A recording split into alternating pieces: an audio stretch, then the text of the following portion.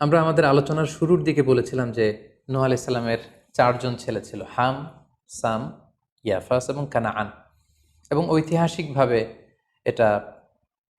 ঐতিহাসিক বিভিন্ন ধর্মগ্রন্থ থেকেও এটা প্রমাণিত যে এই ৪ ছেলের মধ্য থেকে একজন ছেলে ছিল কানাআন, যে মহাপ্লাবনে মৃত্যুবরণ করেছে, এবং হাম, সাম এবং ইয়াফেস, তাদের মধ্য থেকেই মূলত গোটা বিশ্বে নতুন করে মানব সভ্যতার আবার সূচনা হয়েছে।